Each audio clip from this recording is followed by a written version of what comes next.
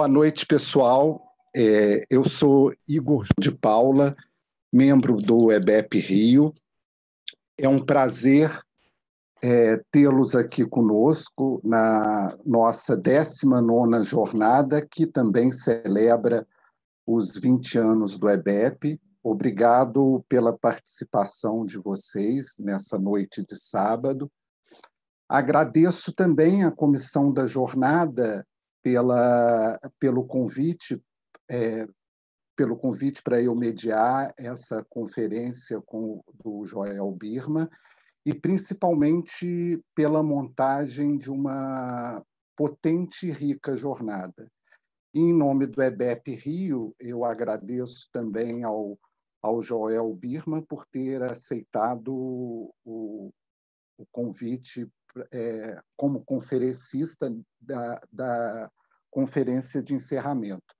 Bom, antes de apresentar o Joel e dar a palavra a ele, eu vou dar alguns avisos, que eu acho que vocês estão carecas de saber, né? Que o chat será aberto nos minutos finais da conferência do Joel, então eu peço a gentileza que ele seja utilizado apenas para perguntas, evitando comentários e cumprimentos, e vocês observem também, por favor, que, ao fazer as perguntas, que elas sejam compartilhadas com todos, palestrante e participantes, para auxiliar o trabalho aí da nossa vigorosa equipe técnica e dos colegas que estão aí nos bastidores, a quem eu reitero agradecimentos pelo primoroso trabalho. Bom, eu vou fazer algo que é meio dispensável para muitas pessoas, que é apresentar o Joel, né?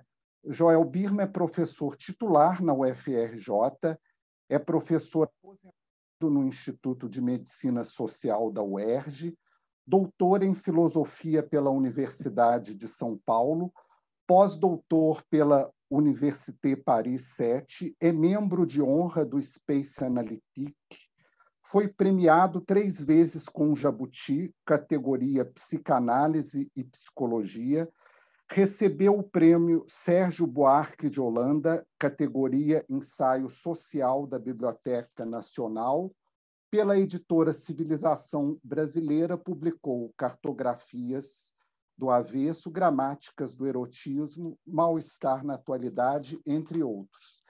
E agora uma rápida apresentação mais informal e pessoal, né?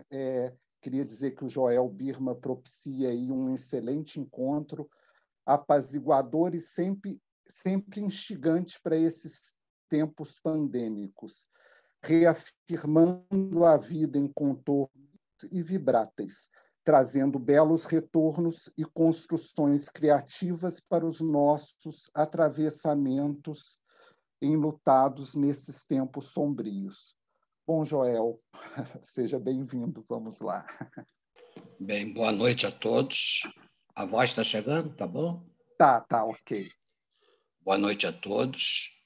Antes de mais nada, eu queria agradecer ao Espaço Brasileiro de Estudos Psicanalíticos pelo convite de fazer essa conferência de fechamento nessa 19ª jornada do Espaço Brasileiro Rio de Janeiro. É uma honra para mim ter sido convidado, né, como em outras oportunidades, né? E eu queria, antes propriamente de começar, fazer alguns comentários preliminares. Quer dizer, primeiro,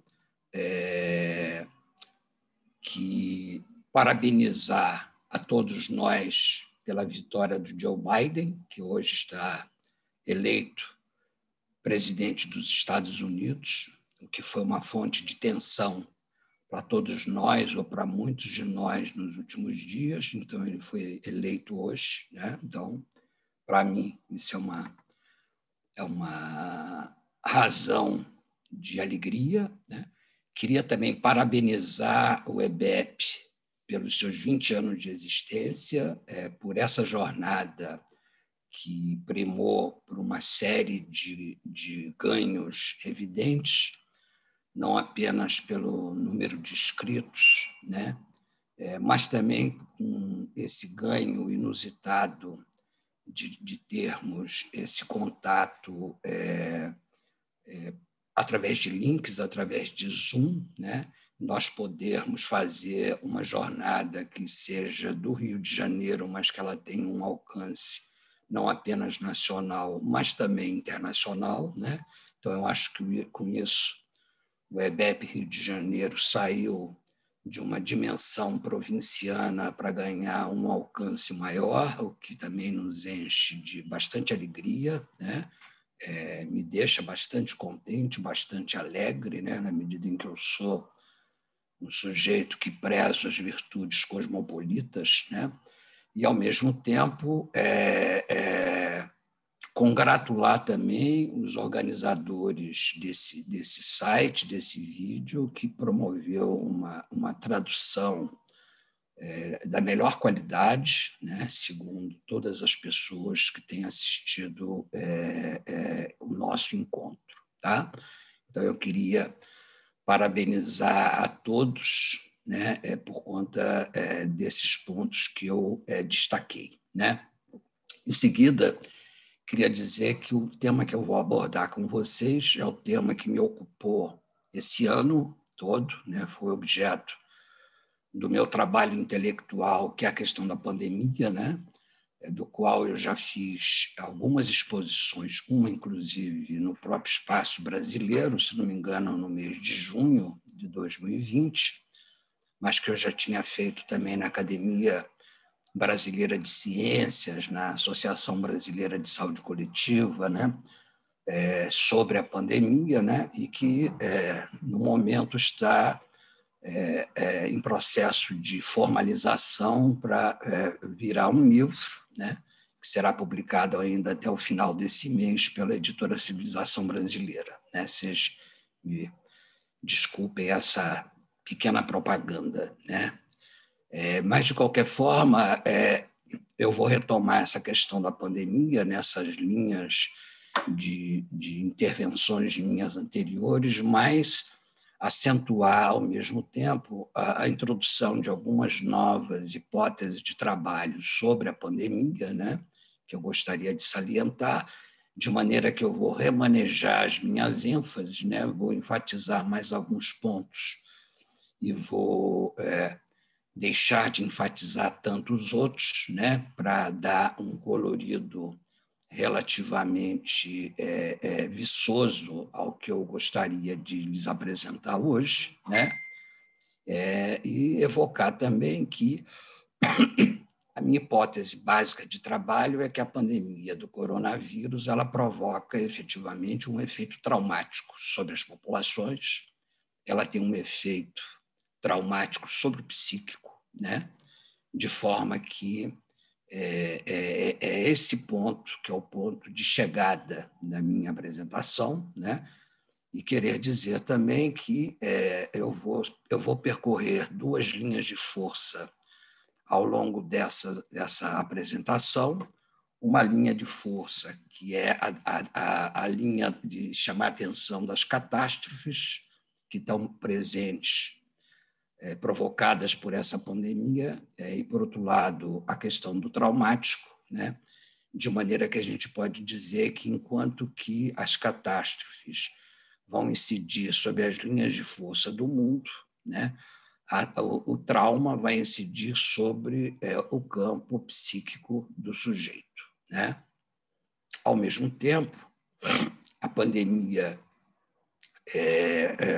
trouxe uma linha de fratura muito clara entre o que a gente poderia chamar de biopolítica, no sentido Foucaultiano do termo, e a necropolítica, no sentido do que nós podemos chamar, né, no sentido de que a divisão das desigualdades sociais, políticas e sanitárias entre as populações no nível internacional e no nível brasileiro são imensas, né, essas linhas de fratura, de forma que se as elites e as classes médias puderam administrar os efeitos da pandemia no nível propriamente biopolítico, as classes populares, sobretudo as de origem negra, né? No caso do Brasil, mas os hispânicos também nos Estados Unidos ou na Europa, também os negros,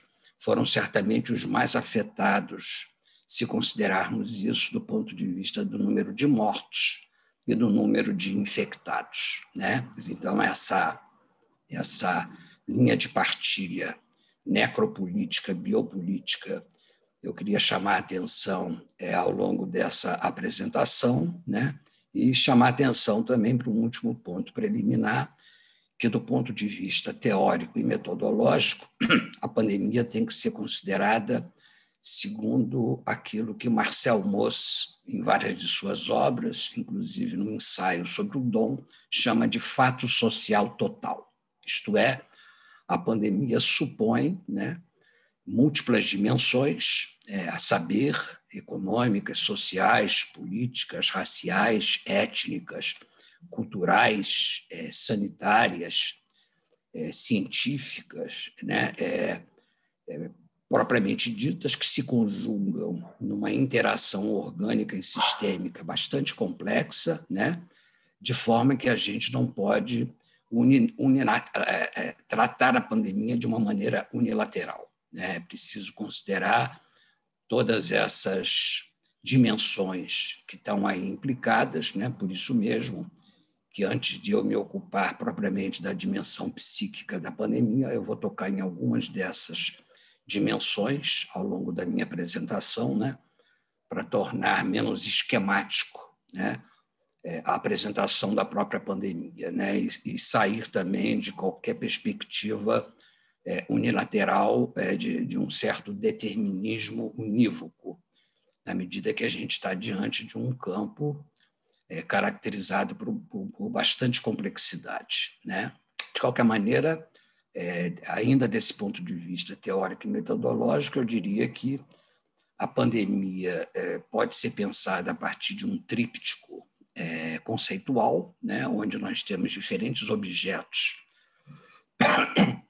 teóricos em jogo, diferentes campos teóricos em jogo, diferentes problemáticas em jogo.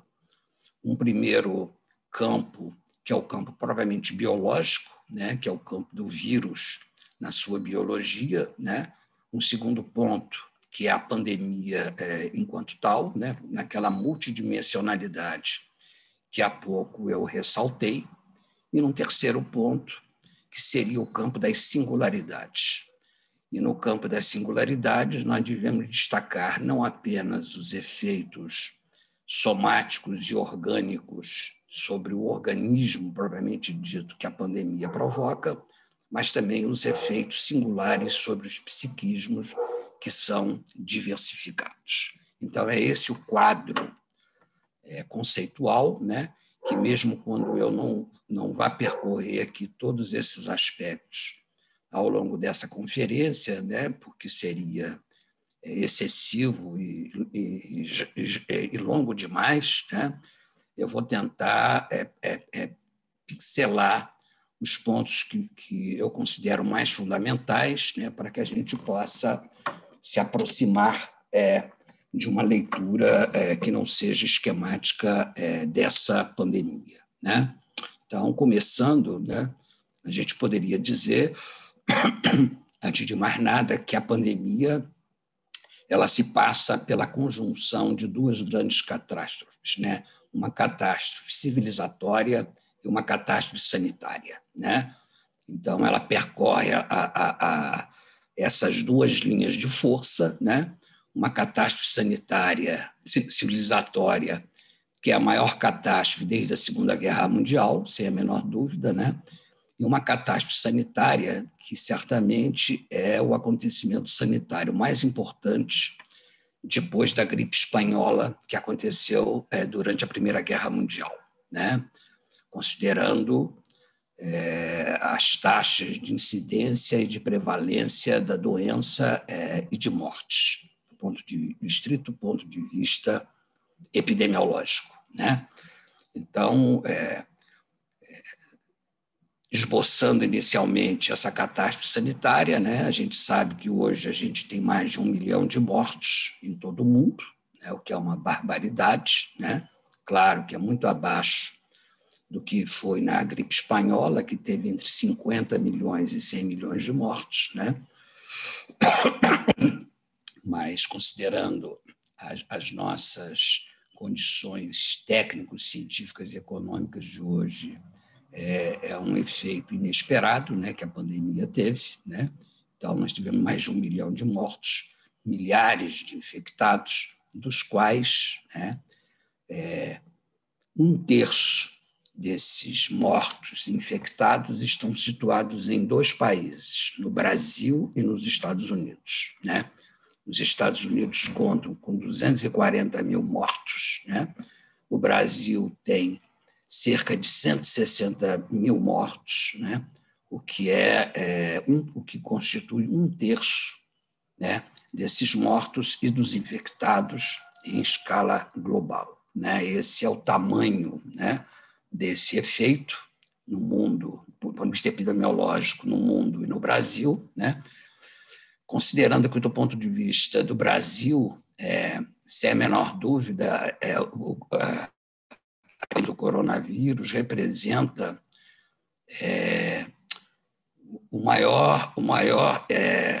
a maior catástrofe humanitária brasileira. Se considerarmos que na gripe espanhola morreram 35 mil pessoas e que na Guerra do Paraguai morreram 50 mil pessoas, segundo os historiadores, né?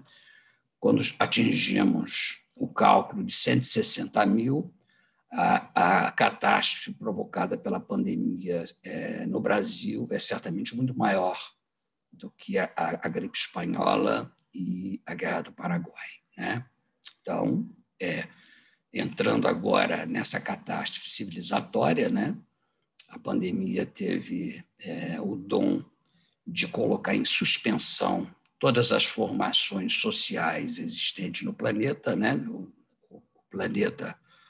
O mundo parou em função da pandemia, né? A começar pelos países asiáticos, em seguida na Europa, em seguida na América do Norte, em seguida na América do Sul, né? Fora a África e a Oceania, né? Então, a pandemia percorreu o mundo inteiro, né? Sem deixar nada fora da sua voragem destruidora, né? Então, todas as nossas formas de laços sociais e de relações sociais foram destroçadas pela pandemia, de maneira que as nossas relações com os outros, as nossas relações de trabalho, as nossas relações interpessoais com os outros, as nossas relações com o nosso corpo foram completamente subvertidos pela pandemia, né? Do ponto de vista estritamente econômico, né? A pandemia provocou a suspensão das atividades econômicas do mundo inteiro, né? Fazendo com que, segundo a previsão de muitos economistas, né, nós teremos ou uma recessão, né, econômica derivada da pandemia, ou talvez uma depressão, que seria mais grave em relação a isso, de maneira que muitos economistas se perguntam se a catástrofe econômica provocada pela pandemia será maior ou igual à da crise do sistema capitalista de 1929, né? Então, a dúvida é se teremos algo de uma abrangência maior ou menor do que a crise capitalista de 1929, mas o próprio fato de que se faça essa comparação já se dá um pouco a escala da catástrofe econômica que tá presente, né? nessa ação propriamente pandêmica, né? De forma que, dentro dessa consideração, certamente essa crise, essa catástrofe pandêmica, ela é muito maior do que a crise de 2008, que paralisou o sistema capitalista em função da crise dos bens imobiliários, fomentada como uma bolha pelo sistema bancário internacional, né? Então, nós teremos já, né, efeitos muito mais drásticos do que propriamente em 2008, de maneira que, segundo a avaliação dos economistas, né, nós vamos levar muito tempo para recuperar os índices de crescimento de 2019 ou dos primeiros meses de 2020. E, evidentemente, que, em função dessa suspensão, dessa totalidade das atividades econômicas e sociais, né, que foram produzidas pela pandemia, né, os diferentes governos, né, em diferentes formas, né, tentaram, de alguma maneira, partir em socorro, né, dos trabalhadores informais, dos desempregados, das pequenas, pequenas, médias e grandes empresas, para dar um pouco de sustentação ao funcionamento econômico da sociedade, para que a sociedade não entrasse em colapso, né? E, evidentemente, que isso variou, né? De país a país ou de continente a continente, né? Mas, de alguma maneira, essa iniciativa foi uma iniciativa tomada por todos, né, para impedir que a estrutura econômica colapsasse, né? De forma que o que se perfilou, né, através disso, né, o alto número de desempregados que foram promovidos por causa disso. Nós temos uma enormidade no número de desempregados em todos os continentes, em todos os países do mundo, né?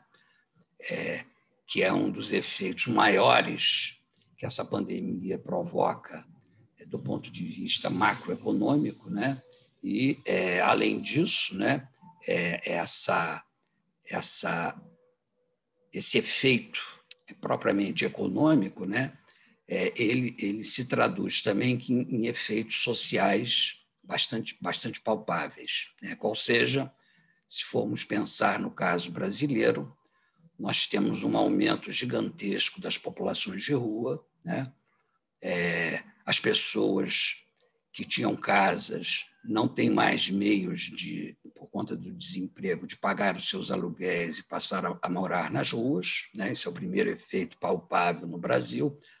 O segundo efeito palpável no Brasil é o incremento gigantesco da favelização e das zonas periféricas das grandes cidades, por conta dessa população desempregada, né, que não tem como se segurar. Um terceiro efeito social importante e que mostra, ao mesmo tempo, alguma forma de desigualdade, né, a perda das pessoas de renda média dos seus seguros de saúde, de forma que elas foram obrigadas a recorrer, né, ao Sistema Único de Saúde, o SUS, no Brasil, né, na medida que não tinham mais como bancar, né, esse tipo de assistência sanitária privada, né, da mesma forma como um efeito sobre o sistema escolar. Quer dizer, muitas escolas fecharam por conta de que as aulas foram suspensas, né, e aí nós podemos observar uma desigualdade entre as escolas das elites, que continuaram a dar aulas online durante o período, e as escolas que visam as classes médias baixas e as classes populares, que não puderam receber esse tipo de auxílio, de forma que se provoca aí uma desigualdade flagrante no nível educacional. Mesmo no plano universitário, as universidades privadas continuaram seu ensino online, enquanto que as universidades públicas só conseguiram, em parte, retomar suas atividades no segundo semestre de 2020. Então, isso provoca uma série evidente de, digamos assim, de desigualdades que a pandemia promove, né? Mas existe a sombra, né, também de uma outra pandemia, além da pandemia sanitária, que já está sendo projetada por alguns órgãos de pesquisa, como o Oxfam, que diz que nós teremos uma pandemia da fome depois da pandemia do coronavírus, né? Então, a Oxfam projeta a existência de uma pandemia da fome que vai incidir sobre cerca de 300 milhões de pessoas, né? Uma massa, 300 mil pessoas, perdão, né? Que é uma massa muito elevada, né? Que vai tocar certos países emergentes, como Brasil e África do Sul, mas alguns países também do Oriente Médio e da África, que vão ser marcadas por essa voragem, de forma que, segundo esses pesquisadores, nós teremos cerca de 12 mil mortes por dia, né? Dentro dessa pandemia da fome. E se nós considerarmos, considerando mais a situação brasileira em particular, que é uma das que são visadas por essa pandemia da fome, é preciso evocar aqui a última pesquisa do IBGE, de setembro de 2020, já diagnosticava, fazendo uma comparação da questão da fome no Brasil de 2012 a 2019, isto é, pegando os últimos anos do governo Dilma e os anos do governo Temer e o primeiro ano do governo Bolsonaro, né, que a partir do governo Temer começou a haver o retorno da fome no Brasil, coisa que já tinha sido jugulada desde do primeiro governo Lula, né? Quer dizer, então, e como a pandemia vai aumentar certamente, né, os indicadores de fome para 2020, né, a expectativa já estabelecida pelos especialistas é que o Brasil voltou a fazer parte, vergonhosamente, do mapa da fome da Organização das Nações Unidas, coisa que ele tinha saído, né, nos primeiros anos do governo Lula. Então, infelizmente, é esse ponto do efeito dessa pandemia sobre esse mapa da fome, né, e pelo que eu já tinha falado também, evidentemente que você ter essa pandemia da fome ao lado da pandemia sanitária, isso implica também num aumento gigantesco do número de doenças, além de mortes, evidentemente, de doenças por conta da baixa imunológica das populações. Então, nós teremos taxas crescentes de diferentes doenças, né, de forma diversificada, que vêm como um desdobramento nesse cortejo, né, dessa dita pandemia da fome, né? Analisando as linhas de força dessa pandemia, né, a gente poderia dizer, voltando à questão novamente da desigualdade, né, que a pandemia ela falando num português escorreito, né, ela é muito democrática no varejo, mas ela é muito antidemocrática no atacado. O que eu quero dizer com isso, né?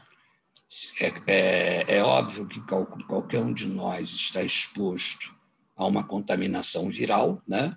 Qualquer organismo está exposto a uma contaminação viral, contudo, desde que nós tenhamos a possibilidade, né, de nos valer de um certo isolamento social, né, um certo confinamento, né, um lockdown, ou se nós podemos ter acesso às nossas casas, se podemos ter acesso à água, se podemos ter acesso a kit de álcool gel, né, e a máscaras, né, nós estaremos mais protegidos de termos infectados, né, e, evidentemente, não é o que acontece com a grande maioria da população brasileira, que vive de maneira precária em favelas, em periferias, né, onde moram 6, 8, 10 pessoas num espaço de 10 metros quadrados, e onde as pessoas são obrigadas a sair para as ruas, né, para conviver com os outros, né, de maneira que a possibilidade de contaminação nessas circunstâncias é bastante elevada. Então, é nesse sentido que eu falei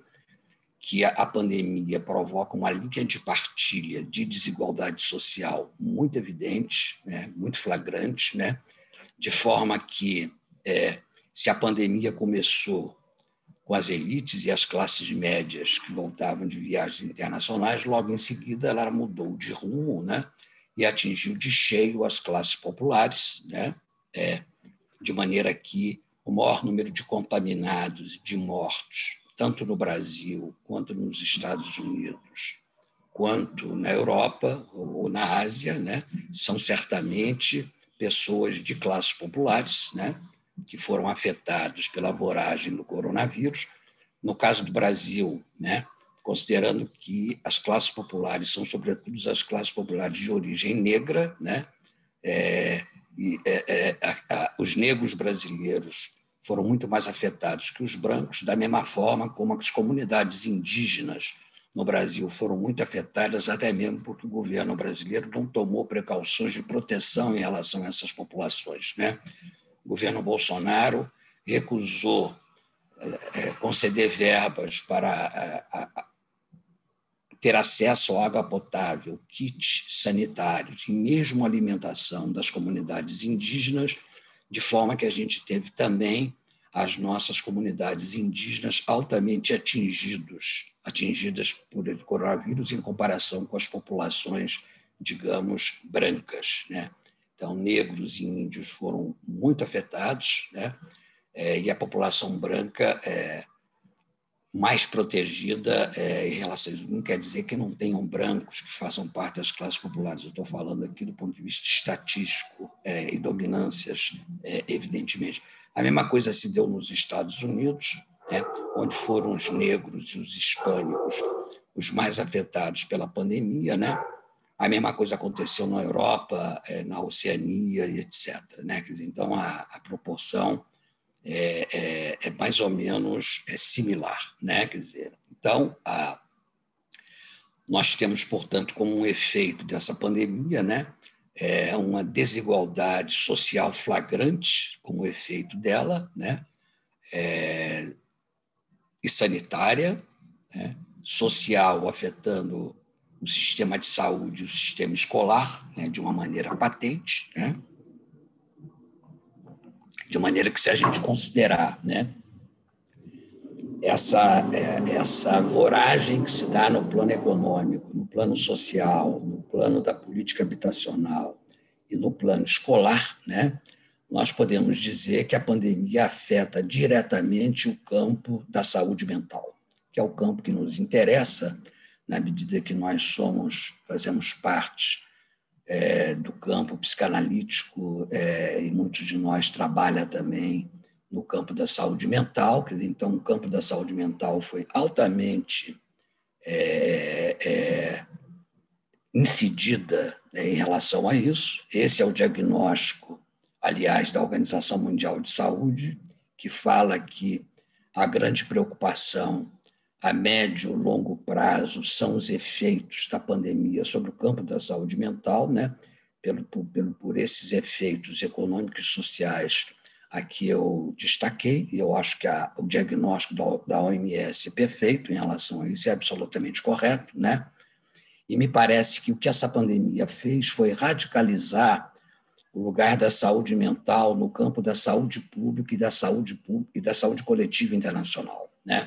A gente não pode se esquecer que, desde 2018, né, a Organização Mundial da Saúde já tinha colocado as depressões, ou a depressão, né, como sendo a doença com maior taxa de incidência e de prevalência comparada a qualquer outra doença somática, né? Então, as depressões se apresentaram desde 2018 como sendo a maior catástrofe sanitária internacional com maior taxa de incidência e de prevalência, né? Substituindo esse lugar que antigamente era ocupado pelas doenças degenerativas do sistema nervoso, pelas doenças cardiovasculares, pela obesidade, pelo diabetes, etc. Né? Então, as depressões e outras perturbações psíquicas afins ganharam esse lugar principal no campo da incidência das doenças, né, no campo da saúde pública, né? E a gente pode prever que a pandemia vai acentuar mais ainda esse lugar no que tange ao campo das perturbações psíquicas. Eu queria só evocar, a Organização Mundial da Saúde fala desse indicador das depressões em 2018, mas o que ela esquece de dizer é que esse indicador do aumento das depressões já é o efeito da crise de 2008. A crise de 2008, que promoveu uma grande precarização da economia internacional, uma grande precarização econômico-social em todo o mundo, né? Provocando o incremento de doenças, mortes, né?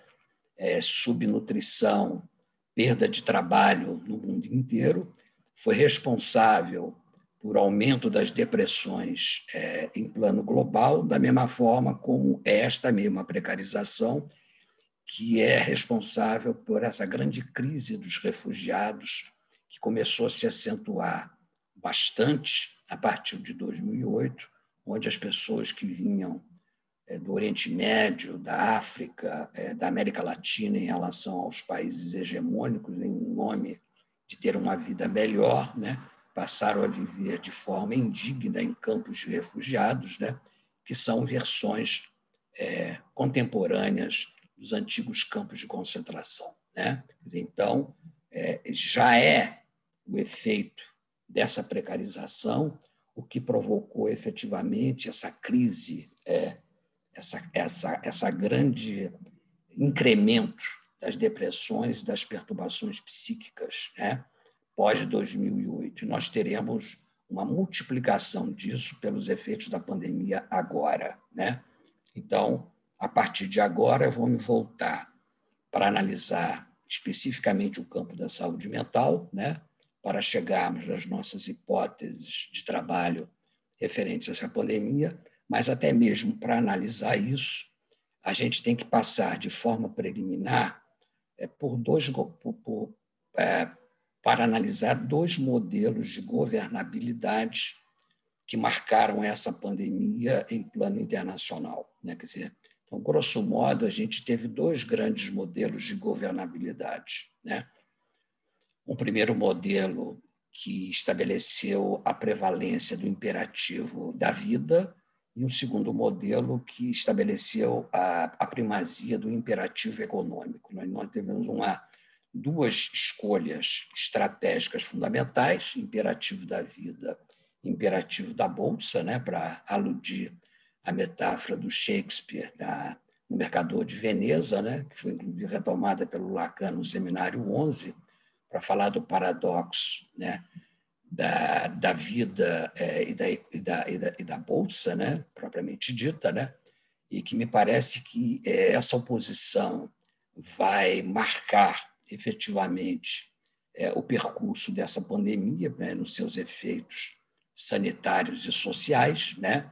E então, nesse sentido, eu acho que a linha de partilha entre o biopolítico e o necropolítico, a necropolítica passa por aí, né, efetivamente, né, na medida em que a aposta no paradigma da vida supõe a defesa da vida, enquanto que a escolha economicista, né, dá as costas para a vida e promove efetivamente uma política necropolítica. Só para dar um exemplo para vocês, há 2 dias atrás haviam 100 mil infectados nos Estados Unidos, um número maior do que até agora aconteceu em toda a pandemia, e isto é o resultado direto dos últimos dias da campanha de Donald Trump, que promoveu grandes comícios, onde as pessoas iam para esses comícios sem máscara, né, agrupadas, né, de uma maneira muito próxima, né, contra todas as indicações sanitárias, de maneira que o resultado disso é esse tipo de efeito, né? Então, 2 estratégias governamentais, né? Uma que, ao apostar no imperativo da vida, né, se aliou ao discurso da medicina e ao discurso da ciência, né? E, com isso, promoveu, diante de uma ausência de conhecimento referente ao tratamento e a etiologia ou a possibilidade de prevenção do coronavírus, né? Usa uma estratégia que é reativada desde o século XVII, como nós vamos ver, que é o dispositivo do lockdown, que é o isolamento, que é cada um ficar em casa, que é controlar a circulação das pessoas, que é controlar a contaminação do ar, que é controlar a circulação da água, né? É rastrear os casos, levar para hospitais quando isso se coloca, né? E uma estratégia oposta a isso, né? Que foi o que aconteceu no Brasil e nos Estados Unidos, né? Em oposição a essa postura, né? Uma postura de valorar o imperativo da economia e estimular as pessoas a irem para as ruas, de maneira que só os idosos deveriam se proteger, né? Então, se a Europa, a Ásia, privilegiaram a estratégia do imperativo da vida, né? O Brasil, os Estados Unidos e alguns poucos países, né, privilegiaram, né, o imperativo da economia, e isso contra, inclusive, previsões de estudos econômicos que mostram que, quando a gente tem uma pandemia, a melhor estratégia, inclusive do ponto de vista econômico, é poder atender a pandemia do ponto de vista sanitário, para, no segundo momento, poder recuperar as perdas econômicas, né? Isso é uma coisa assegurada no discurso econômico e que foi, de uma certa maneira, afirmada recentemente pelo Fundo Monetário Internacional, quando afirmou que os países que respeitaram mais o lockdown foram os países que tiveram a recuperação econômica mais rápida em relação àqueles que deram as costas para o lockdown. Então, isso é uma coisa clara, né? Mas a voracidade de alguns empresários e de alguns políticos populistas, né, que querem a todo custo não perderem votos, né, levam a lançar camadas enormes das populações a um certo sacrifício, e o resultado disso é esse incremento do número de mortos no Brasil e nos Estados Unidos. Não é à toa que eles contemplem 1/3 dos mortos numa comparação internacional, por conta dessa estratégia de governabilidade, né? Que é o ponto que eu estou querendo ressaltar aqui, né? Então, o que aconteceu em relação a esses governos, né, que adotaram essa estratégia economicista, digamos assim, foi efetivamente assumirem um negacionismo do discurso científico. Essa palavra ficou aí consagrada pela mídia, né? Usa-se muito a palavra negacionismo para falar das posturas do Trump ou do Bolsonaro, né? Ou do presidente da Bielorrússia, né? O Turcomenistão também, né?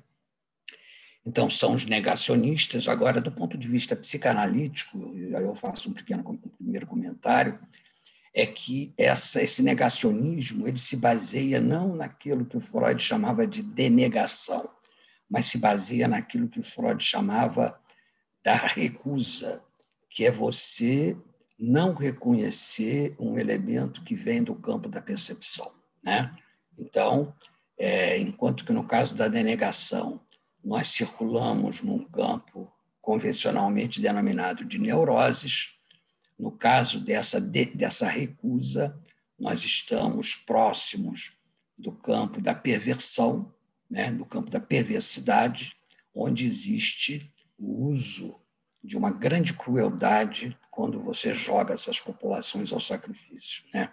Inclusive, em relação a isso, as entrevistas que o Donald Trump ofereceu ao jornalista Bob Woodman, do Washington Post, que publicou num livro chamado Rage, recentemente, mostram claramente que Donald Trump sabia que a pandemia era uma coisa séria, que iria afetar a vida de milhares de pessoas, mas ele, em nome, segundo ele, de não provocar o pânico, preferiu dizer que era uma gripezinha. Mas, com isso, ele não teve escrúpulo de lançar camadas e camadas da população ao risco da doença e da morte, como ele fez. Então, o primeiro ponto importante aí, que eu queria chamar a atenção, é que nós estamos diante de um mecanismo da recusa e não da denegação, né?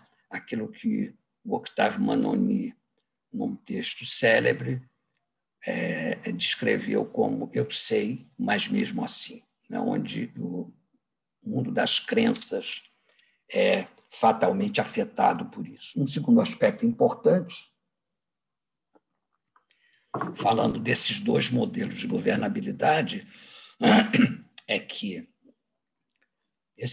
o modelo da governabilidade seguido pelo Brasil e os Estados Unidos, né, ele reativa um antigo dispositivo de enfrentamento da pandemia que vem dos tempos medievais, né, que era aquilo que Michel Foucault, na História da Loucura da Idade Clássica, denominou do dispositivo da lepra, né?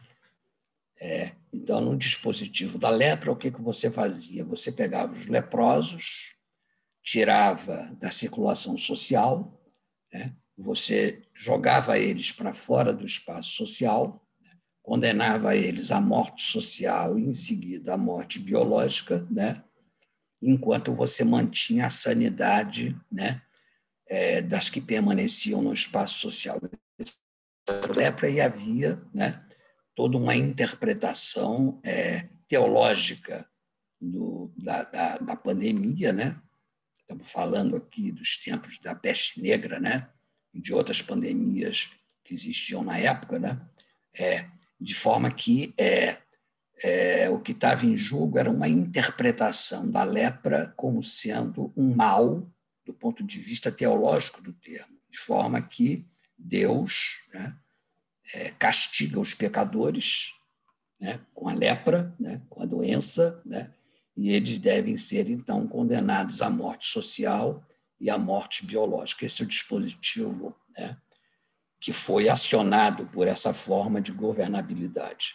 Agora, existe um segundo dispositivo, né, que nós vimos aí, que foi acionado pelos países europeus e pelos países asiáticos, né, que é o dispositivo da peste. Esse dispositivo foi construído no século XVII, né, 1648, com a peste de Londres, né, quando a peste provocou efeitos catastróficos, né, na Inglaterra, né, de maneira que foi criado, então, um novo dispositivo de isolamento das pessoas, né? Deixar as pessoas em casa, fazer um lockdown, fechar os portos, fechar as fronteiras, impedir que as pessoas saiam dos seus quarteirões, né? Se alguém estiver doente, retira elas e coloca no hospital, né? Fora disso, você fica em casa, as atividades de trabalho ficam suspensas, né? Então, esse grande dispositivo da peste, né, foi o primeiro dispositivo de criação da higiene social, né? Foi o primeiro dispositivo de criação dessas práticas de isolamento, que desde o século XVII são permanentemente reativadas no Ocidente, desde que a gente tenha uma epidemia ou uma pandemia que nós desconheçamos as formas de tratamento ou as formas de prevenção, né? Quer dizer, então, nós vemos aí que esse dispositivo da peste, ele é um modelo do que depois vai se construir como sendo a polícia médica na Alemanha, na França e na Inglaterra, né? Vai ser um modelo de construção do sistema de vigilância sanitária que vai construir a ideia de saúde pública desde o século XIX, né? Então, nós temos dois modelos diferentes, né? Repito, o governo americano e brasileiro escolheram um modelo da lepra, né? Modelo economicista, enquanto que os governos europeus e asiáticos fizeram a escolha, né, pelo modelo da peste, um modelo sanitário propriamente dito. Agora, por que o Brasil e os Estados Unidos fizeram essa escolha, né? Eu acho que aí a gente não pode deixar de considerar, além da escolha economicista, né, a presença, tanto no Brasil quanto nos Estados Unidos, de um aliado às forças políticas no poder, que é o discurso neopentecostal, né? Então, o discurso neopentecostal ele foi um aliado desse dispositivo negacionista, né? Então, há uma aliança entre o negacionismo do discurso científico, uma recusa do discurso científico, ao lado de você ter uma interpretação teológica do mal para interpretar de uma maneira apocalíptica, né, aquilo que a pandemia coloca. Então, o que há de comum entre o Brasil e os Estados Unidos são dois negacionismos do discurso da ciência e, ao mesmo tempo, uma associação com o discurso teológico, e é por isso mesmo que eles reativam um dispositivo teológico da lepra, enquanto que a Europa e a Ásia reativaram o dispositivo propriamente da peste. Então, é esse o quadro, né, que vai provocar efeitos diferentes nas pessoas, né? E agora, se voltando mais para o Brasil, ou mesmo para os Estados Unidos, mas eu estou preocupado mais com o Brasil, né? Efetivamente, o que vai caracterizar, né, os efeitos dessa escolha de valorar a economia ao invés da vida é que isso no Brasil criou uma crise institucional entre o governo federal e os governos estaduais, de maneira que o Supremo Tribunal Federal acabou dando ganho de causas para os governos estaduais pautarem a condução da pandemia, né? Provocando uma derrota no governo federal, mas, mesmo assim, apesar disso, né, a população brasileira, como a população americana, ficou exposta a um duplo modelo de confrontação com a pandemia, né? Uma que vinha do presidente da República, né, que é uma autoridade que tem um efeito enorme sobre o imaginário das pessoas, como a gente sabe, e, por outro lado, os efeitos que vêm dos governadores ou dos prefeitos, né? De forma que, com o passar do tempo, no caso do Brasil, né, o dispositivo economicista acabou ganhando domínio sobre o dispositivo do lockdown, né, para grandes parcelas da população, né, de forma que o Brasil, quando tinha 800 mortes por dia, começou a liberalizar, a flexibilizar as normas sanitárias, coisa que não se passou em nenhum país do mundo, né? Esse nível de efeito dessa pandemia, né? Então, a gente vê que essas mortes, que mostram o que eu chamei dos efeitos necropolíticos que atingem as classes populares, foram alimentados por um modelo efetivo de governabilidade, né? Enquanto que as classes médias e as elites foram aquelas que ficaram mais protegidas, né, dessa voragem necropolítica, né?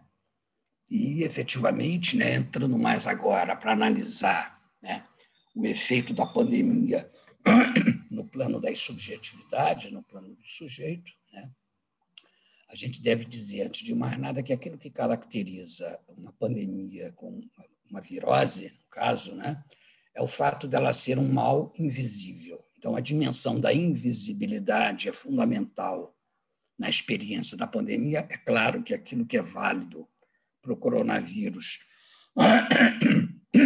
é válido para qualquer doença infecciosa, contagiosa, né? Onde o mal é invisível, sobretudo quando vem de vírus ou bactérias, né? Como a gripe, né? Mas, quando a gente conhece, né, alguma coisa sobre a enfermidade, que nós possamos criar um dispositivo terapêutico eficaz, ou quando nós conseguimos criar um sistema de vacinação em relação a uma epidemia ou uma pandemia, né, esse mal invisível se torna um mal visível. Nós não conseguimos nos proteger por esse acesso ao campo do saber que nos possibilita formas terapêuticas ou preventivas. Não foi o caso dessa pandemia. Então, no caso dessa pandemia, nós estávamos face a um mal invisível, onde a medicina estava tateando o conhecimento desse coronavírus, né? Onde certamente os médicos, ao longo da pandemia, adquiriram uma mestria maior de criar alguns protocolos terapêuticos eficazes, sem a menor dúvida, né? Mas, assim mesmo, isso não impediu o alto nível de mortalidade que aconteceu entre nós, como aconteceu nos Estados Unidos, apesar dos Estados Unidos ser o país mais rico do mundo, né? De forma que a única coisa que nos restava era efetivamente controlar essa invisibilidade, né? Através de um lockdown, né? Através de um confinamento social, né? Quer dizer, a reativação do velho dispositivo da peste, né? Provavelmente dita, que não foi feito no Brasil nem nos Estados Unidos. Mas, enfim, por que eu estou insistindo tanto nessa dimensão da invisibilidade? Porque o aparelho psíquico, né, ele funciona no seu sistema de defesa tentando transformar o invisível em visível, né? Isto é, transformar a angústia em medo, de forma que, se você transforma a angústia em medo, você pode se defender do mal que te acossa e, ao mesmo tempo dessa transformação do invisível em visível, você transforma o indizível em dizível, você nomeia o mal, né? Quer dizer, então, no caso do coronavírus, nós estamos face a alguma coisa que é invisível e indizível, né? Então, nessas duas condições, né, nós estamos lançados em duas formas básicas de subjetivação. Uma subjetivação que a gente poderia denominar de desamparo e uma forma de subjetivação básica que nós chamamos de desalento, né? Qual é a diferença entre elas? O desamparo é uma experiência de angústia, mas que o sujeito ainda acredita que ele possa ser protegido pelo outro, seja um outro humano, seja um Estado, enquanto que na experiência do desalento, o sujeito não acredita na existência de instâncias de proteção. Então, a gente poderia dizer, né, que, no que tange a Europa, a linha de fratura se dá, sobretudo, no campo de uma experiência do desamparo, na Ásia também, enquanto que no Brasil, nos Estados Unidos, nós fomos lançados no desalento, o que não quer dizer que não fomos tomados também pelo desamparo, né? Mas, de qualquer forma, né, essa situação de ser confrontada a essa invisibilidade, a essa coisa indizível do vírus, né, que nos coloca acossados de que o vírus possa nos penetrar a qualquer momento e possam colocar em vida, colocar em risco as nossas vidas de um momento para o outro, que faz com que a experiência virótica ou pandêmica seja uma experiência vivida pelo sujeito como uma experiência traumática. E é aí que a gente chega na experiência do trauma, né? Na medida em que o sujeito não pode se antecipar ao pior, conforme dizia Freud, inibição, sintoma e angústia, né? Através de angústia sinal, para que ele possa visibilizar e nomear o mal que lhe acossa, né? Já que isso não é possível, você se torna impactado diretamente, né, pela ameaça de morte, né, diante do mal invisível e indizível. Quer dizer, esse quadro, né, fundamental que define o efeito traumático da pandemia sobre a subjetividade, né, e nesse efeito traumático da epidemia sobre a subjetividade, seja na dimensão do desamparo, seja na dimensão do desalento, né, a gente pode dizer, né, que algumas formações sintomáticas foram produzidas ao longo dessa pandemia, que eu gostaria de esquematicamente transmitir para vocês, né? Então, a primeira formação sintomática importante que aconteceu na pandemia é a produção daquilo que o Freud chamava de neurose de angústia e aquilo que a psiquiatria dos anos 80 passou a denominar de síndrome do pânico, né? Quer dizer, então, os sujeitos eram tomados por uma angústia real, né? Exatamente porque elas não puderam se antecipar ao perigo, né? Então, diante dessa angústia real, elas tinham a sensação de que elas estavam tomadas por uma morte iminente, né? Elas são tomadas por uma aceleração cardíaca, uma aceleração respiratória, pulsos que correm de uma maneira célere, né? Suores frios, quer dizer, a pessoa tem a sensação de que vai morrer a qualquer momento, né? E por conta mesmo dessa falta de ar, a gente sabe que muitas pessoas que viveram angústia, que viveram esses ataques de angústias, foram aos hospitais para serem atendidos, certos que eles estavam com coronavírus, e descobriram nesses hospitais que aquilo era um ataque de angústia. E muitas dessas pessoas se contaminaram nos hospitais de uma maneira paradoxal, né? Por conta de que os hospitais eram ambientes altamente contaminados. Então, essa é a primeira formação sintomática importante. Uma segunda formação sintomática importante é a hipocondria, né? Isto é, se nós estamos diante de um mal invisível, nós começamos a desconfiar de todos os signos que vêm dos nossos corpos. Nós nunca sabemos mais o que esses signos querem dizer, mesmo que sejam signos que, em tempos normais, nós nunca tivéssemos prestado atenção, nós passamos a ficar ultravigilantes a todos os ruídos e movimentos que vêm dos nossos corpos, e nós começamos a fantasiar a presença do coronavírus. Nós somos tomados por uma experiência hipocondríaca importante, né, que se dá nessas condições, né, efetivamente, né, de forma que as pessoas tomam, por exemplo, qualquer resfriado que elas têm, elas já acham que estão com coronavírus, né? Então, você ficar com uma coriza, ou você ficar com uma leve tosse, né? Ou mesmo você ter uma leve febre, no caso aí, você já considera que esse pequeno sinal de resfriado já é uma doença pandêmica, você foi tomado pelo coronavírus. Então, esse é um exemplo, né, esquemático desses efeitos hipocondríacos que me parece fundamentais como segunda formação sintomática. Uma terceira formação sintomática importante são as depressões e a melancolia, né? A gente sabe que, por conta desse isolamento social a qual nós fomos submetidos durante esse tempo todo, né, poucas pessoas têm condições mentais de poderem lidar com isso, encontrando substitutivos para essa perda dessa interação social, né? De forma que a grande maioria das pessoas não está preparada para suportar esse nível de isolamento social, né? Onde ela precisa do olhar do outro ou da palavra do outro de uma maneira presencial, né? De forma que a presença do outro através de câmeras ou através do telefone é insuficiente, né?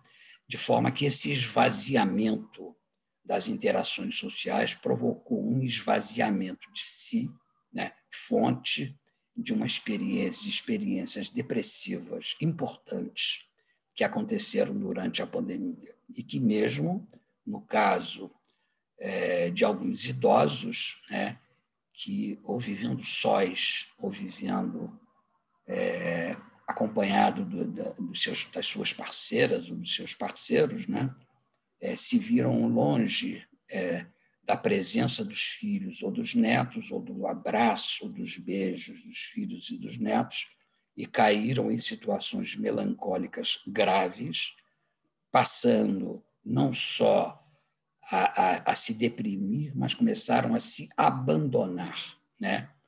Parando de comer, parando de beber água, de forma que isso acabou provocando, né, muitas mortes, efeitos, quando não suicídios, efeitos desses efeitos melancólicos provocados pela pandemia. Então, essa é a terceira formação sintomática. Uma quarta formação sintomática que me pareceu muito importante, e eu vi isso frequentemente na minha experiência clínica, foram o incremento das compulsões obsessivas, obsessivo-compulsivas, por conta do temor de ser contaminado. Né? Então, pessoas que não tinham, antes da pandemia, nenhum traço propriamente obsessivo, né? Elas passaram, por conta de se sentirem vulneráveis face ao coronavírus, passaram a se sentir ameaçadas por isso, de forma que elas tinham que, de uma maneira compulsiva, repetir os atos de limpeza, de lavar mãos, de passar álcool, de botar máscara, né? E nunca era suficiente, tinha que fazer 1, 2, 3, 4 vezes, quando abria um pacote de supermercado ou recebia a comida de um restaurante, né? De forma que essas pessoas passavam o dia tomada por compulsões obsessivo-compulsivas, e eu tive milhares de pacientes que perdiam o dia sem conseguir fazer nada, apenas, né, ficarem em torno dessa compulsividade. Né?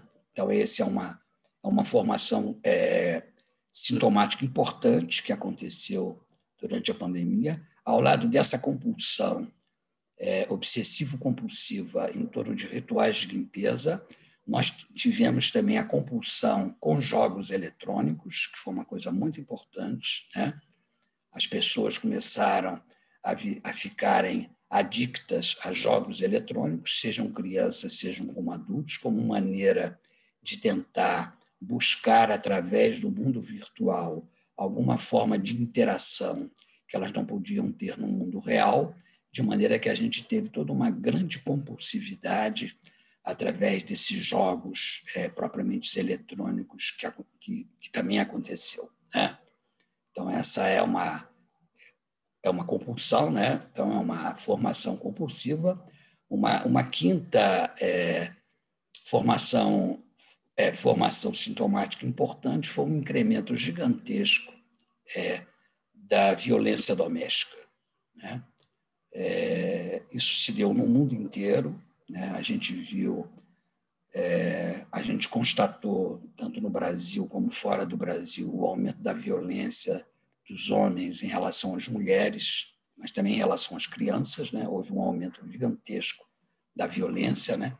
Como se os homens, se sentindo vulneráveis, acreditassem que, pelo exercício da força, né, eles conseguiriam afirmar alguma coisa de sua virilidade, tentando submeter as mulheres e as crianças, de maneira que a violência doméstica aumentou muito nesse período, e também o feminicídio, de maneira que, tanto na Europa quanto nos Estados Unidos, aumentaram o número de divórcios em decorrência da pandemia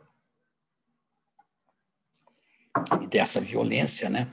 Da mesma forma como acredito que o mesmo processo vai acontecer também no Brasil, quando a gente começar a mensurar os efeitos dessa violência doméstica entre nós. No que tange especificamente às crianças, né, é preciso considerar ainda um aspecto muito interessante, é que as crianças, ao se sentirem vulneráveis, ao se sentirem que não podiam ir para a escola, onde elas viviam isoladas nas suas casas, né? Onde elas não podiam interagir com os amigos, né? Elas começavam a culpabilizar os pais por não terem protegido elas dessa hecatombe pandêmica. Né? Então, há muitas reações de agressividade infantil, de violência infantil em relação aos pais, decorrente dessa experiência de culpabilização por conta das suas vulnerabilidades subjetivas. Né? Então, seja para curar a angústia, a hipocondria, a depressão, a melancolia, as compulsões obsessivas ou dos jogos eletrônicos, né? ou mesmo os efeitos dessa violência doméstica, o fato é que houve um aumento enorme, né, isto é, uma outra formação sintomática, do uso de drogas lícitas ou ilícitas e do uso de álcool, né?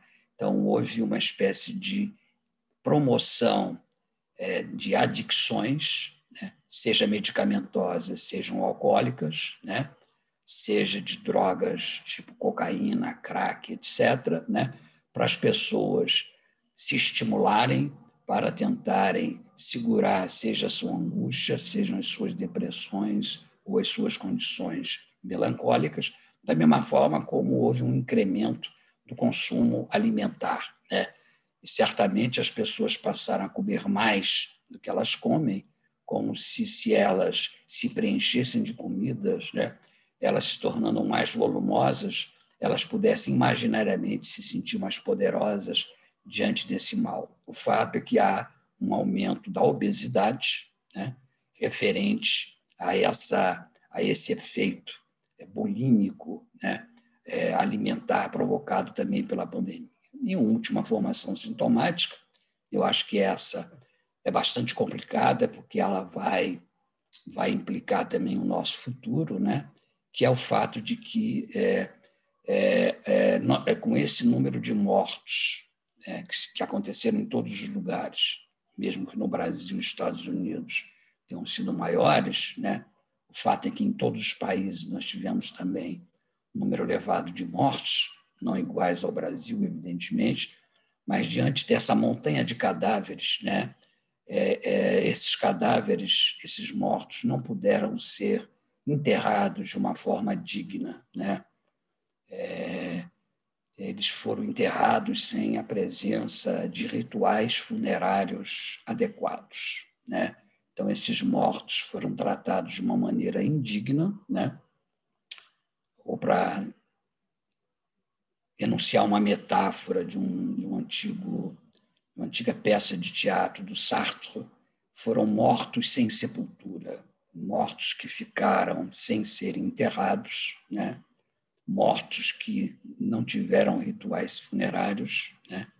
E na medida que esses mortos não tiveram rituais funerários, certamente isso é um complicador para a realização daquilo que o Freud, em Luto e Melancolia, denominou do trabalho de luto, né? Quer dizer, então, vai haver um aumento de melancolia decorrente, né? Consequente, né? a esses mortos sem sepultura, e a gente vai poder ter, né, esse efeito avaliado a médio e longo prazo, quando esses efeitos aparecerem de uma forma mais palpável, né? E, inclusive, é interessante, o silêncio com que a gente trata desses mortos. Fala-se pouco desses mortos, né? Esses mortos, eles não são objeto de um debate público, né? Eles ficam presentes, evidentemente, em quem perdeu alguém, né? Mas isso não se fala no plano do espaço público, né? E isso mostra exatamente a ausência desse trabalho do ritual funerário, né? E o efeito que isso vai ter sobre o trabalho de luto.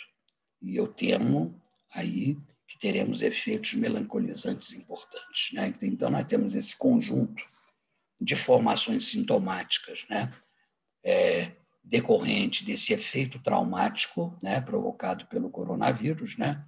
E para tentar me aproximar do fim dessa apresentação, né, eu queria fazer algumas considerações sobre a experiência psicanalítica em época de pandemia, né? Eu, como todos vocês, psicanalistas, psicoterapeutas, né, como os médicos também, foram impedidos de fazer um atendimento presencial, e todos nós passamos a trabalhar de forma virtual, né? Passamos a atender os nossos pacientes, seja pelo telefone, seja pelo WhatsApp, né, onde você tem uma imagem, né? de maneira que nós passamos a exercer a nossa prática clínica de uma forma virtual, né? Isso foi colocado para mim no início da pandemia, né? Estava vindo de uma viagem, né? De repente, um dia eu tive que reinventar a minha atividade, né? Até mesmo porque havia uma solicitação dos pacientes, né? Do que eu iria fazer, né? E eu decidi, então, atendê-los de uma forma virtual, né? A grande maioria deles aceitou isso, queria isso, né? E apenas uma ou duas pessoas não se sentiam bem em trabalhar assim, ficaram esperando a situação se normalizar para voltar às sessões presenciais. Mas, enfim, esse grupo que eu comecei a atender de uma forma presencial, de uma forma virtual, eu inicialmente eu tinha uma postura cética em relação aos efeitos propriamente psicanalíticos desse tipo de assistência, né? Isto é, eu acreditava, sim, que o atendimento virtual poderia dar uma sustentação psicoterápica das pessoas num momento como esse, que é um momento de exceção, um momento catastrófico, né? Um momento de crise. Eu acreditava, sim, que, do ponto de vista transferencial, seria possível, né, dar um suporte para as pessoas para atravessarem este mau momento, mas que eu acreditava pouco que esse tipo de prática poderia ter um efeito psicanalítico de uma forma específica. Mas eu confesso para vocês, felizmente, que eu estava errado, né? Eu fiquei surpreso de como as pessoas passaram na experiência psicanalítica à distância, de como elas passaram a investir na experiência psicanalítica de uma forma virtual, né? É como se elas fossem tomadas por essa angústia, né, de que a vida se dá hoje, né? Eu não sei se eu vou ter amanhã, de forma que elas passaram a incrementar e a promover ativamente as suas experiências psicanalíticas. Isto é, isso se apresentava não só sobre a forma de queixas sintomáticas, mas sobre a forma de sonhos, de lapsos, né? De vários relatos que compõem aquilo que nós denominamos nosso procedimento psicanalítico de formações do inconsciente, né? De maneira que eu fiquei muito impressionado com o incremento que isso promoveu no trabalho psicanalítico das pessoas, né? E, da mesma forma, o tipo de incremento que promoveu em mim como psicanalista. Eu fiquei muito mais atento a certas particularidades que esse material apresentava, né? Para acompanhar as modulações que os analisandos traziam, né? E, evidentemente, que se colocam duas questões aí para a gente entender o que aconteceu nesse contexto, né? E me parece que o que aconteceu nesse contexto são dois pontos fundamentais. O primeiro ponto é que, diante da ameaça da morte que esse inimigo invisível provocava nas pessoas, a angústia das pessoas sobre a sua finitude foi levada ao seu limite. As pessoas viviam sobressaltadas com a possibilidade de que elas não teriam amanhã. Então, elas passaram a viver o hoje, ou aqui e agora, da forma a mais intensa possível, né? Como uma maneira de poder levar a sua análise a cabo, né? Então, eu acho que essa experiência da finitude, do limite, né? Da borda da possibilidade da morte, fez com que as pessoas dessem tudo na sua experiência de análise. E aí é interessante a gente constatar que, antes da pandemia, era como se as pessoas acreditassem que teriam a eternidade pela frente, né? Então, elas poderiam remanchar mais na resistência às suas análises, coisa que, na experiência da pandemia, pelo elemento galvanizador da angústia de morte, né, essa experiência se torna presente de uma forma mais intensa e mais flagrante, de forma que as pessoas dão tudo, e eu, como analista, também dou tudo em relação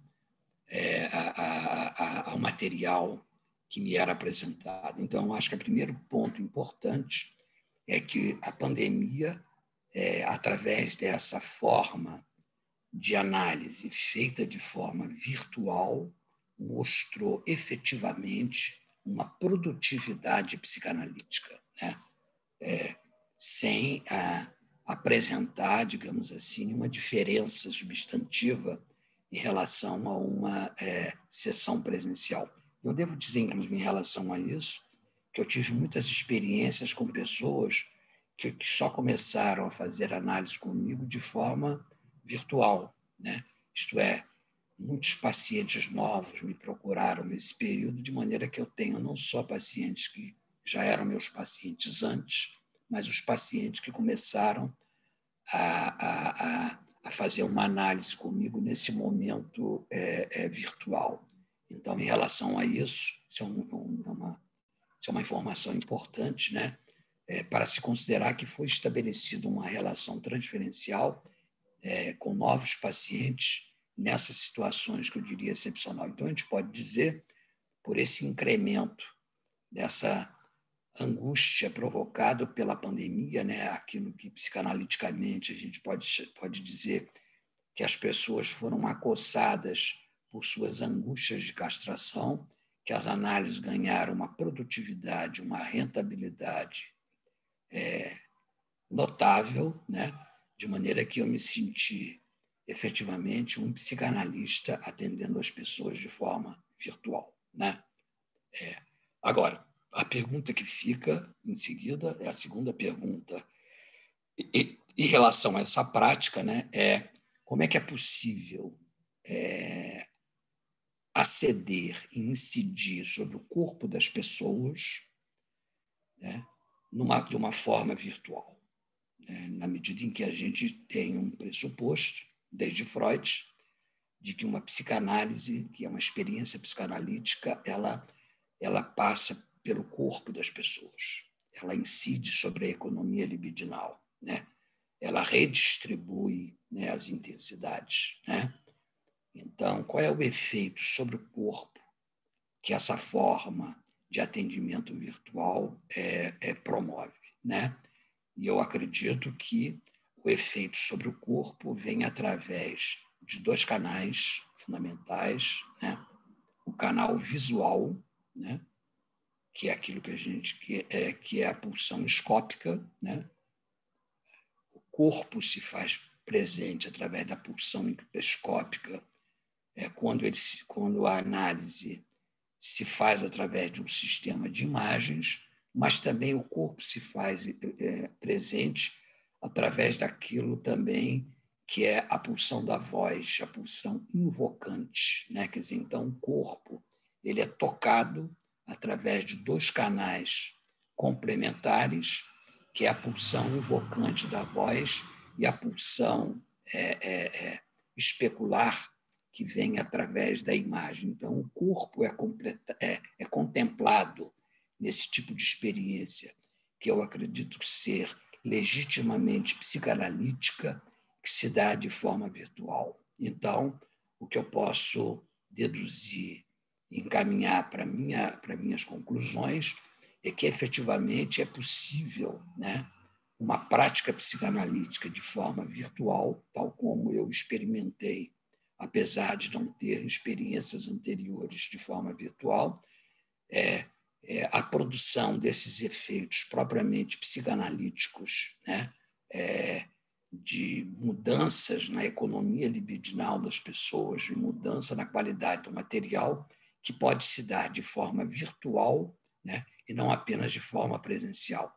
O que não quer dizer, bem entendido, que a gente deva, a partir de agora, esquecer dos atendimentos presenciais e partirmos para os atendimentos virtuais. Não é isso que eu estou dizendo. Eu quero dizer que isso nos abriu mais uma ferramenta possível para que nós possamos realizar o nosso trabalho psicanalítico de forma virtual quando a gente se vê impossibilitado de realizá-lo de forma presencial.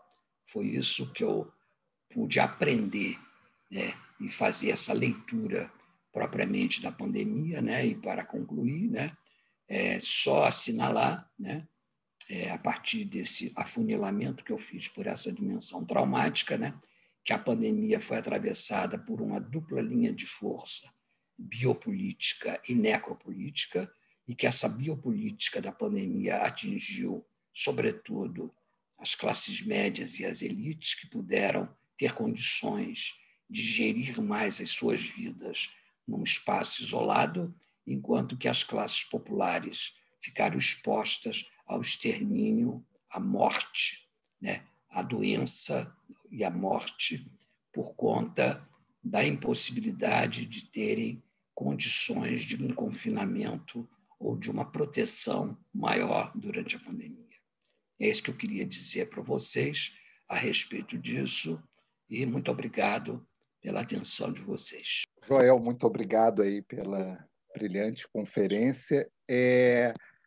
Pelo adiantar da hora, eu vou tentar. Você me diz mais ou menos também, Joel, depois a quantidade, tem vários comentários, perguntas, eu vou fazendo e quando você achar que estiver bom, você me dá aí um sinal.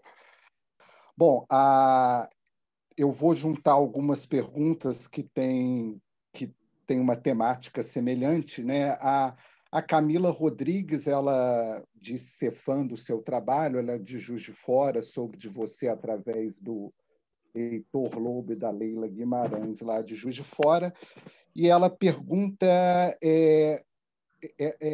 o que a gente pode esperar de um mundo pós-pandemia. Essa pergunta ela ecoa numa pergunta também de uma pergunta também do Flávio, né? Que ele pergunta se você acredita que a sociedade aprendeu ou está aprendendo com a pandemia, se a gente teria um corpo social melhor. Olha, essa pergunta é uma pergunta muito importante, porque eu acho que ela remete a uma discussão que está colocada já há algum tempo, né? Que é aquilo que se chama do novo normal, né? Quer dizer, fala-se de que nós teríamos um novo normal em relação à pandemia, né?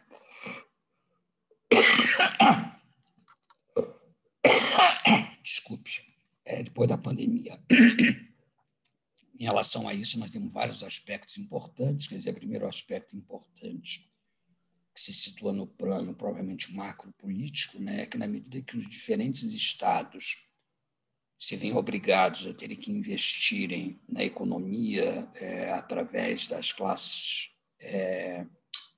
nas classes populares ou mesmo nas pequenas, médias e grandes empresas ou microempresas, né, o Estado passa a sair da condição de Estado mínimo e ele volta a se apresentar novamente como uma certa marca de um estado do bem-estar social, que foi aquilo que prevaleceu entre nós antes da pandemia, né? Antes do neoliberalismo. Então, há uma tendência, né? É preciso ver até que ponto isso vai se dar, né? De restauração do aparelho de Estado contra o Estado mínimo, né? Que contraria certas prerrogativas da globalização e do neoliberalismo, né? E a nossa pergunta aí é até que ponto esse freio na globalização é possível na medida em que a gente vive num mundo altamente conectado, né? É claro que isso é relativo. Os riscos disso é o retorno dos nacionalismos, né?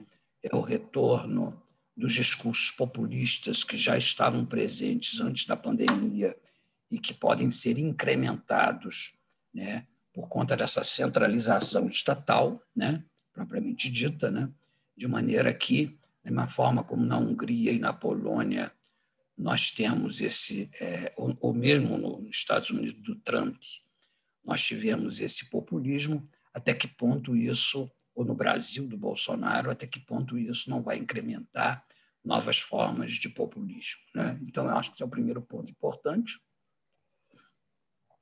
O segundo ponto importante, quando a gente fala do novo normal, evidentemente que estamos nós todos esperando pelas vacinas, né? Acreditando que as vacinas vão nos proteger, né? E a rigor, o que os médicos e epidemiologistas e os virologistas nos dizem é que todas essas vacinas que vão se apresentar a partir do próximo ano, todas elas vão ter uma cobertura muito parcial da pandemia, isto é, a doença, as vacinas vão fazer uma cobertura de cerca de 50%, 60% no máximo do efeito da carga virótica. O que, evidentemente, já é um ganho, claro, né? Na medida em que isso quer dizer que a gente teria uma carga viral menor, de forma que a gente teria formas de Covid-19 mais fragilizadas, tá certo? Certamente é um ganho, né? Mas isso quer dizer também, voltando à história do novo normal, que a gente vai continuar mantendo certas práticas de isolamento social, né? O Dr. Fauci, que é um grande consultor médico da Casa Branca, falou em relação a isso, que 2021 não vai ser nada diferente de 2020 em relação a isso, né? No sentido de que, mesmo com as vacinas, as nossas práticas de distanciamento social ou de evitar aglomerações vão acontecer, né? De maneira que a gente vai ter a nossa vida social bastante comprometida em relação a isso, né? Evidentemente que isso tem uma série de efeitos, não só na nossa vida de trabalho, mas também na nossa vida amorosa, né? Na medida em que a gente não pode, nós latinos, tocarmos, beijarmos, abraçarmos, né? Diferente dos europeus e asiáticos, que têm um modelo de distanciamento corporal mais distante, mas nós, latinos, né? Brasileiros e latinos como somos, esse tipo de proximidade corporal afeta, né? Aquilo que o Bourdieu chama os nossos hábitos corporais e o nosso ethos, propriamente dito, né? Então, isso provoca certos efeitos psíquicos ligados ao que eu chamei antes de desamparo e desalento, certamente que vai ser provocado por isso, né? Esse é o terceiro ponto. Um quarto ponto importante em relação a isso é o seguinte: quando se fala em novo normal, a gente se esquece de uma coisa muito básica, que o dito antigo normal já não nos representava, né? O que eu quero dizer com isso? Nós vivíamos num mundo marcado pelas hierarquias de gênero, homem e mulher, pelas hierarquias de gênero heterossexual, homossexual, pelas hierarquias de gênero heterossexual, transexual, né? E, ao mesmo tempo, nós vivíamos marcados por aquilo que, nos últimos tempos, foi colocado em cena, que é pelo racismo estrutural, que foi trazido no bojo da morte do George Floyd na sociedade americana, mas, evidentemente, que toca no Brasil, que é um país racista, né? Quer dizer, então, tanto do ponto de vista das hierarquias de gênero, quanto em relação, né, ao racismo estrutural presente na sociedade brasileira, né, nós devemos aproveitar a pandemia para tentarmos mexer nesses padrões antigos de normalidade para criarmos novos normais. O que quer dizer que nós temos que nos engajar, né, numa luta por conta da igualdade de gêneros, seja uma luta contra esse racismo estrutural, que é uma luta que passa por nós mexermos nos nossos arquivos de memória, né? No sentido de que, da mesma forma como em decorrência das manifestações contra o racismo estrutural começaram a demolir monumentos, nos Estados Unidos, na Europa, menos no Brasil, né? Monumentos que eram ícones do racismo, né? Onde as pessoas mexiam em nomes de rua, né? Tudo aquilo que lembrava antigos escravocratas, né? Da mesma forma, nós temos que mudar o nosso arquivo de memória, onde essa relação de gêneros e onde essa relação racial está incrustada no nosso aparelho psíquico, né? Então, a gente tem que fazer um trabalho de memória. Eu acho que, se a gente quer pensar qual é a relação da psicanálise com a política no atual contexto, essa relação passa por um trabalho de remapeamento da nossa memória em relação às hierarquias de gênero e em relação às hierarquias raciais, em relação ao racismo estrutural ou ao machismo estrutural, né? Então, as marcas desse patriarcado estrutural. E eu acho que isso passa por uma repaginação do nosso sistema de memória inconsciente, né? Eu acho que é nessa direção que eu apostaria numa relação da psicanálise com a política em relação ao futuro. Né? Não sei se eu respondi a questão, mas, enfim, era isso que eu queria dizer inicialmente sobre isso. Eu acho que sim, tem até uma contemplou bem uma outra que isso que você colocou, Joel. Eu vou... Bom, a pergunta da Leila Ripoll.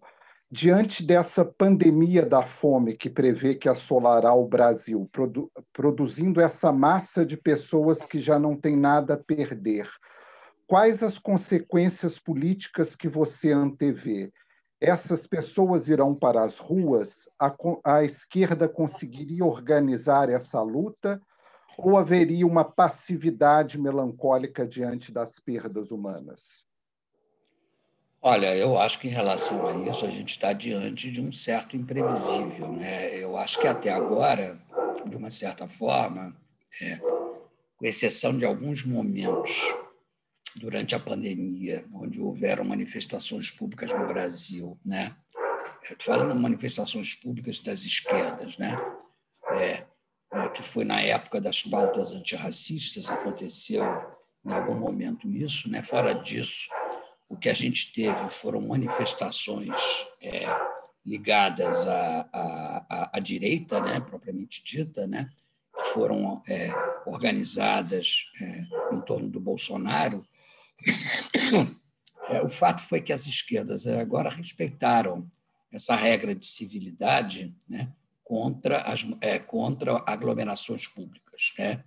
Mas eu acredito que, na medida em que essa pauta for suspensa, na medida em que a gente tiver mais segurança no que tange às manifestações públicas, eu acredito que essas manifestações populares em relação a essa epidemia da fome, essa pandemia da fome, vão se colocar, até mesmo porque, né, é preciso organizar essas manifestações públicas e é preciso que os partidos políticos se preparem para isso, né? Se preparem para poder canalizar esse tipo de mal-estar sintomático e civilizatório que isso vai ser provocado, né? Evidentemente que existe sempre temor, né?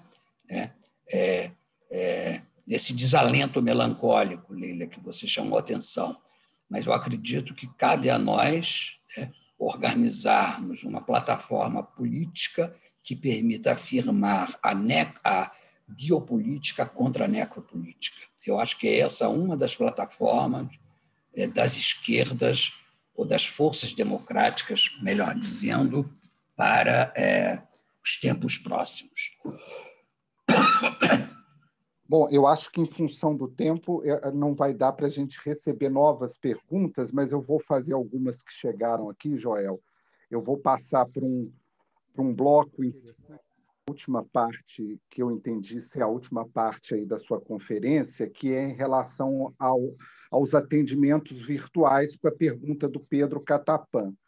Joel, não te parece que o atendimento virtual faz sentido durante a pandemia, na medida em que em que ganha sentido de disponibilidade do analista em tempos difíceis, enquanto fora da pandemia o atendimento virtual estava marcado pela indisponibilidade ou do analista ou do paciente?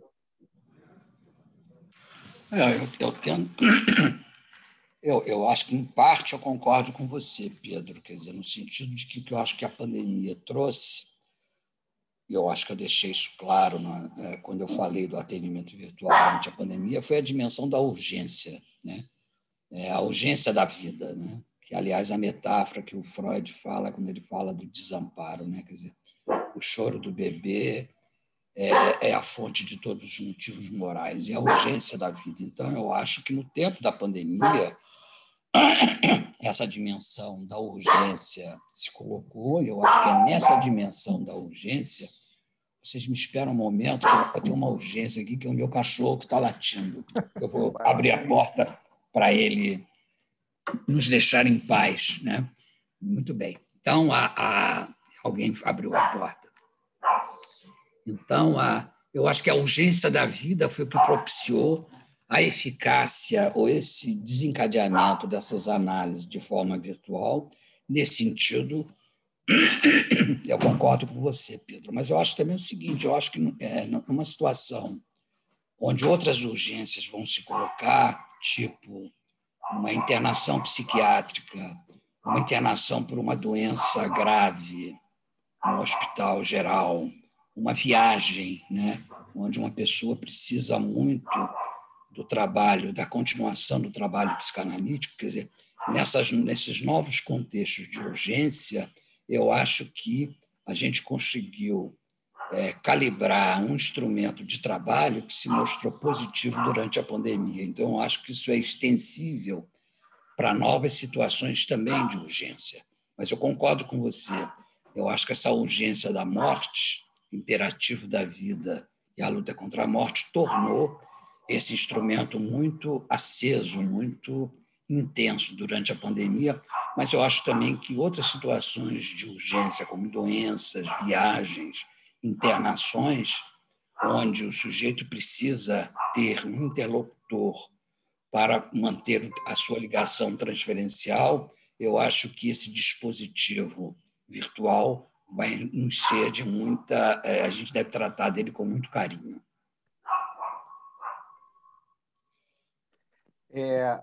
Joel, eu acho que a gente vai ter que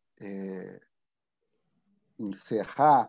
Eu só queria te trazer uma pergunta que me suscitou sobre: você acha que os processos de medicalização, assim, durante esse período pandêmico, eles podem ser reconfigurados, assim, na medida em que, por um lado, assim, positivamente, a gente pode ver um abalo na questão da performance, por um próprio movimento de isolamento ou de, vamos dizer assim, de uma certa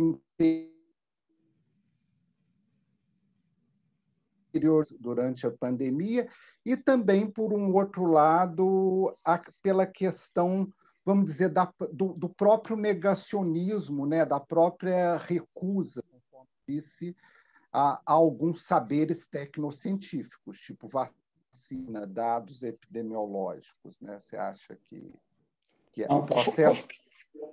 Eu perdi o começo da tua pergunta quando você falou da medicalização. Eu perguntei se o processo de medicalização pode ser reconfigurado assim, durante... por conta da pandemia, se a gente pode assistir a alguma reconfiguração do processo de medicalização, na medida que tem uma interiorização, um abalo na performance, ou até por uma recusa aí ao saber técnico-científico. Quer dizer, esses dois polos, eles podem reconfigurar um pouco o processo de medicalização. Eu acho que, a médio e longo prazo, eu acho que o que a pandemia trouxe, de uma certa maneira, apesar dos negacionismos, né, efetivos, vai ser um incremento do trabalho da medicalização. Ah. Né? Eu não acredito que o trabalho da medicalização vai ser destruído ou desconstruído pela pandemia. Eu acho, pelo contrário, eu acho que nós vivemos num momento, mesmo no Brasil, né, a gente vive uma certa elegia do discurso da ciência, do discurso da medicina. Os jornais têm articulistas que são médicos ou cientistas em vários dias na semana, né? Esse movimento está acontecendo no mundo todo, né? Então, eu acho que o que a gente vai ter que se preocupar em seguida é em retemperar esse excesso de medicalização que possa advir disso, né? Numa outra direção. Mas acho que, no momento, o efeito mais imediato que eu vejo a partir da mostração da eficácia dos instrumentos terapêuticos ou preventivos vai ser um recrudescimento do discurso medicalizado. Né? E que eu acho que a gente vai ter que desacelerar isso posteriormente. Né? Criticar o excesso de medicalização que isso possa provocar. Eu veria assim. Né? Bom, em função aí do adiantar da hora, Joel, queria te agradecer aí pela conferência, né? E, infelizmente não dá para a gente colocar todas as perguntas, mas eu acho que a sua própria conferência, pelo que eu vi, já respondeu algumas questões, as suas respostas.